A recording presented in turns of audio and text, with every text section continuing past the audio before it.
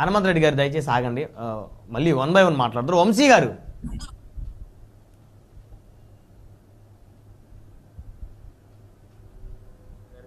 వంశీ గారు వినిపిస్తుందా నా వాయిస్ మీకు? ఒకసారి అన్మ్యూట్ చేయండి, మీ వాయిస్ మ్యూట్లో ఉంది. ఏంటి వంశీ గారు, మొత్తానికి ప్రత్యామ్నాయ ఏర్పాట్లు ఆంధ్రప్రదేశ్ ప్రభుత్వం చేయకపోవటం వల్ల ఈరోజు పెన్షన్దారుల్లో ఉన్నటువంటి వితంతువులు కానీ, వృద్ధులు కానీ, వికలాంగులు కానీ వారందరూ కూడా నడి ఎండలో ఎక్కువసేపు టయాన్ని వెచ్చించి ఇబ్బందులు పడుతున్న పరిస్థితి కూడా కనపడతా ఉంది. దీనికి ఎవరు కారకులు అనుకోవచ్చు? సో ఇవన్నీ కూడా ప్రతిపక్షాల మీదకి తోసేయటం అధికార పార్టీకి ఎంతవరకు కరెక్ట్ అంటారు? బ్రహ్మనాయుడు గారు, మీరు అడిగిన ప్రశ్నలోనే మీకు సమాధానం దొరికిపోతుందండి. వీటన్నిటికీ ఎవరు కారణం అనేది, కారణభూతులు ఎవరు అనేది కూడా మీకు తెలుసు, ప్రజలందరికీ కూడా, రాష్ట్ర ప్రజలకు తెలుసు, అన్ని రాజకీయ పార్టీలు తెలుసు, స్థానంలో ఉన్నటువంటి ఆ పార్టీ తరఫున వచ్చినటువంటి అధికార ప్రతినిధి అయిన హనుమంత్ రెడ్డి గారికి కూడా తెలుసు. ఎందుకంటే జగన్మోహన్ రెడ్డి గారి రాజకీయంలో విజయకరణ్ గారు ఒక మాట అన్నారు. 2009 సంవత్సరంలో వాళ్ళ తండ్రి రెండోసారి అధికారంలోకి వచ్చిన వెంటనే జగన్మోహన్ రెడ్డి గారు వివేకానంద రెడ్డి గారిని దిగిపోమని చెప్పి ఆయన 2004 సంవత్సరంలోనే ఒకటోసారి అధికారంలోకి రాగానే దిగిపోమన్నారు. రెండోసారి అధికారంలోకి వచ్చిన సమయంలో ఇతను జగన్మోహన్ రెడ్డి గారు ఆ రోజున బాబాయ్ ప్లేస్ లో ఇతని కడప ఎంపీగా పోటీ చేయడం జరిగింది. జగన్మోహన్ రెడ్డి గారి తండ్రి అయినటువంటి రాజశేఖర రెడ్డి గారి హెలికాప్టర్ ప్రమాదంలో మృతి చెందారు. ఇవి ప్రజలందరికీ తెలిసినాయి జగన్మోహన్ రెడ్డి గారి యొక్క రాజకీయ ప్రస్థానం. 2010 సంవత్సరంలో ఆయన చేసినటువంటి ఏదైతే అకృత్యాలు అవ్వచ్చు, లేకపోతే అవినీతి అవ్వచ్చు, దాని మీద ఏదైతే 16 నెలలు జైల్లో చెప్పకూడదు తినేటువంటి పరిస్థితుల్లో ఈడీ సిబిఐ కేసుల్లో భాగంగా ఆయన పాపం చెంచల్గూడలో ఉన్నటువంటి క్రమంలో ఆయన అప్పుడు కూడా సింపతి కార్డు ఏదైతే వాడారో, ఏమని నాన్న హెలికాప్టర్ ప్రమాదంలో చనిపోయాడు, నాకు ఒక్కసారి ఓట్లేసి గెలిపించండి అని చెప్పేసి 2011లో ఆయన ప్రస్థానం చేయడం, ఆ విధమైనటువంటి ముందుకెళ్ళడం జరిగింది. అదేవిధంగా 2014 ఎన్నికలకు వెళ్ళినప్పుడు నన్ను అకారణంగా జైల్లో పెట్టారు, మీ బిడ్డను 16 నెలలు జైల్లో చెప్పకూడదు తినిపించారు, నన్ను కట్టికి నేల మీద పడుకోబెట్టారు, నాకు జైల్లో వస్తువులు, జైల్లో ఈ విధమైనటువంటి కార్యకలాపాలు చేస్తే మనకి 5 స్టార్ హోటల్ ఫెసిలిటీస్ ప్రొవైడ్ చేయదండి. జనరల్ గా ఏంటంటే ఒక సరే ఇతన్ని ఆ విధమైనటువంటి ప్రజల్లోకి వెళ్ళి చెప్పుకున్నాడు. 2019 సంవత్సరంలో ఏం చేశారండి, ఫస్ట్ కోడికత్తి డ్రామా ఒకటి ప్లే చేశారు. అదే విధంగా బాబాయ్ హత్య, ఆ హత్య వెనుక చంద్రబాబు నాయుడు గారి హస్తం, మొత్తం చంద్రబాబు నాయుడు గారి ఆధ్వర్యంలో జరిగినటువంటి ఇది అంతా ఇష్యూ అంతా అన్నట్టు క్రియేట్ చేసి 2019 ఎన్నికల్లో డ్రామా చేసి ఎట్లా ఫైనల్లీ సక్సీడెడ్.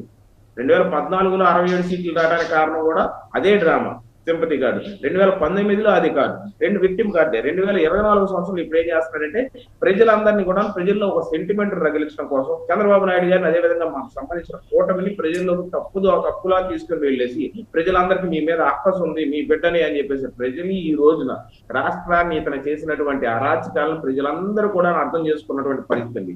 ఎన్ని డ్రామాలు అయినా కూడాను చంద్రబాబు నాయుడు గారిని లేకపోతే పవన్ కళ్యాణ్ గారి ప్రభుత్వాన్ని పొద్దున ప్రజలందరూ కూడా తీర్పునిచ్చే పరిస్థితి ఉంటుంది, కానీ జగన్మోహన్ రెడ్డి అనే వ్యక్తిని ప్రజలు నమ్మే పరిస్థితిలో లేరండి.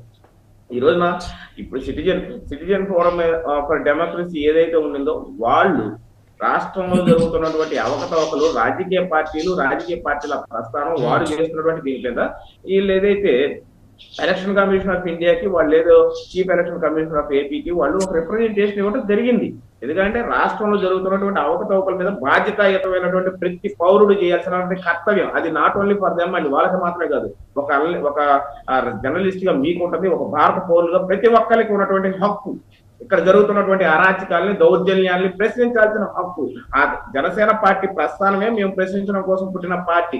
అదేవిధంగా సిటిజన్ ఫోరం అనే వాళ్ళు ఏంటంటే ప్రజల కోసం మేము ఉన్నాము, ఆ డెమోక్రసీని కాపాడటం కోసం అని చెప్పేసి మేధావులు, విద్యావంతులు అందరూ కూడాను ఆ సిస్టమ్ లో ఉంటారు, ఇంక్లూడింగ్ మీరు నేను, మనందరం ఉండాల్సిన పరిస్థితి. వైఎస్ఆర్ కాంగ్రెస్ పార్టీ చేసినటువంటి అరాచకాల కోసం అని చెప్పేసి వాళ్ళు ఎలక్షన్ కమిషన్ ఆఫ్ ఇండియాలో ఎలక్షన్ కమిషనర్ కి ఒక రిప్రజెంటేషన్ ఇవ్వడం జరిగింది. అకార్డింగ్లీ మొన్నటికి మొన్న 6 ఎస్పీలు మనం చూస్తూనే ఉన్నాం. ఎందుకు 6 ఎస్పీల మీద వెయిట్ వేసిందంటే 3 కలెక్టర్ల మీద ఎందుకు వెయిట్ వేయడం జరిగింది? ఎన్నికల సంఘం సరే ప్రధానమంత్రి గారి దీనిలో మీటింగ్ లో జరిగింది అనుకున్నాం. మరి ఒక అంశాన్ని మీరు గుర్తించాలి వంశీ గారు.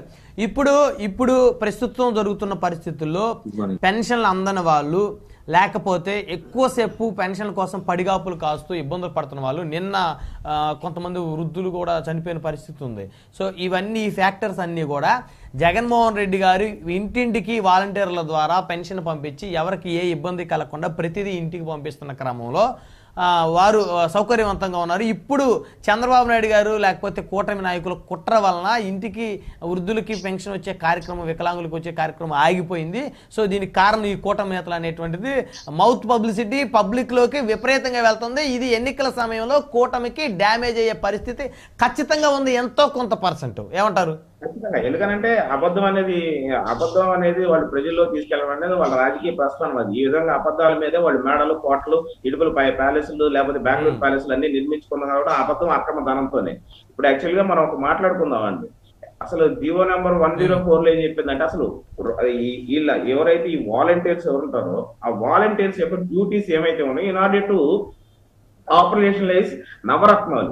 Government intends to deploy volunteers in rural areas for delivering your government services at doorsteps of all eligible households. Irrespective of caste అవ్వచ్చు, రిలీజన్ అవ్వచ్చు. ఈ యాంగిల్ ఆ రోజున వాళ్ళు ఇచ్చిన జీవో ఏంటి, నవరత్నాలు అనేటువంటి సంక్షేమ పథకాలు వైఎస్ఆర్ కాంగ్రెస్ పార్టీ ప్రభుత్వం ఏదైతే మేనిఫెస్టో ఇచ్చిందో దానికోసం ఇచ్చినటువంటి వాళ్ళని అందుకోసం రిక్రూట్ చేసుకోవడం జరిగింది వాలంటీర్స్. వారికి ఒక మొబైల్ ఫోన్, వారికి ఒక ల్యాప్టాప్ ఇచ్చింది. ఎందుకు?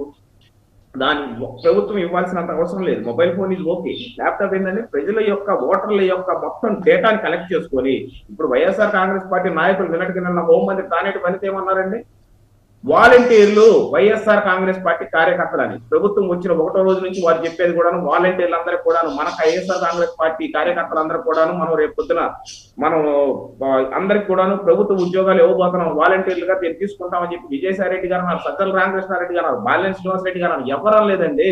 అంటే వాలంటీర్లు అనేవాళ్ళు వైఎస్ఆర్ కాంగ్రెస్ పార్టీ జెండా మోసే జెండా కార్యకర్తలు, మోస్ట్ ఆఫ్ ద పీపుల్ అని చెప్పేసి వాళ్ళ పార్టీకి సంబంధించిన ప్రధాన నాయకులే దాన్ని మెన్షన్ చేయడం జరిగిందండి.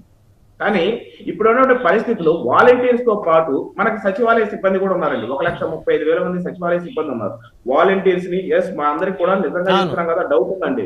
వాలంటీర్ సిస్టమ్ మీద మాకు డౌట్ ఉంటుంది అంటే వాలంటీర్స్ వల్ల రాష్ట్రంలో జరుగుతున్నటువంటి అరాచకాలు, దౌర్జన్యాలు ఇవన్నీ చూసాం. కేవలం 5,000 రూపాయల కోసం ఎంతమంది అంటే వాలంటీర్స్ అందరూ కాదండి, కొంతమంది వాలంటీర్స్ ఏ విధమైనటువంటి వాడకానికి గురవుతున్నారండి. 5,000 రూపాయల జీతంతో వాలంటీర్స్ మభ్యపెట్టి ఈ విధంగా వాలంటీర్స్ జీవితాలతో దోబుచ్చులు ఆడుతున్నారండి. ఇంతమంది వాలంటీర్స్ గా ఉన్నటువంటి వ్యక్తులండి. బ్రహ్మనాయుడు గారు ఏమండి వాలంటీర్స్ ఎందుకు మొన్న రిజైన్ చేస్తున్నారు? వాళ్ళు రాజీనామా చేయాల్సిన అవసరం ఏంటి? అంటే వైఎస్ఆర్ కాంగ్రెస్ పార్టీకి సంబంధించినటువంటి పథకాలని ప్రజలకు అందించేటువంటి లేకపోతే వాలంటీర్స్ వెంటనే రిజైన్ చేస్తారంట. మళ్ళీ గవర్నమెంట్ రాగానే మిమ్మల్ని మళ్ళీ దానికంటే బెటర్ పొజిషన్ లో పెట్టుకుంటారంట. అంటే ఎమ్మెల్యేలకు రేపు పొద్దున ఎన్నికల సమయంలో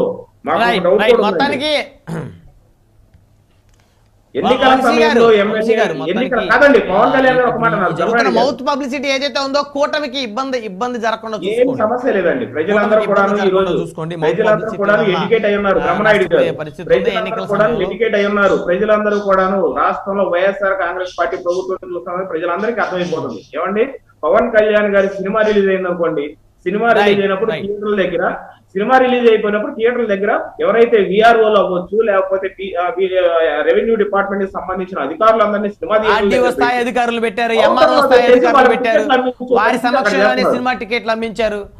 కరోనా టైంలో ప్రభుత్వ ఉద్యోగంలో పెట్టి నియమించిన పరిస్థితి ఉంది. మరి ప్రభుత్వం ప్రత్యామ్నాయంగా ఇప్పుడు ప్రభుత్వ ఉద్యోగాలు పెట్టుకోవాల్సింది చెప్పాల్సినటువంటి కాబట్టి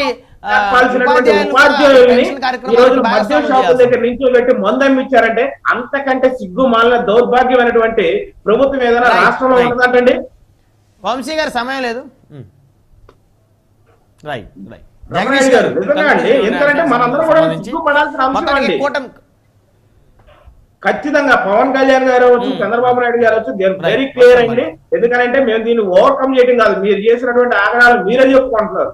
వైఎస్ఆర్ కాంగ్రెస్ పార్టీ చేస్తున్నటువంటి అరాచకాలు ఏంటనేది ప్రజలు కాదండి, వారి నాయకులే ఈ రోజు బయటకు వచ్చి చెప్తున్నారు. జగన్మోహన్ రెడ్డి గారు అవ్వచ్చు, వారి పార్టీలో ఉన్నటువంటి నాయకులు చేసినటువంటి సొంత చెల్లి వైఎస్ షర్మిల ఏమంటున్నారండి ఇప్పుడు?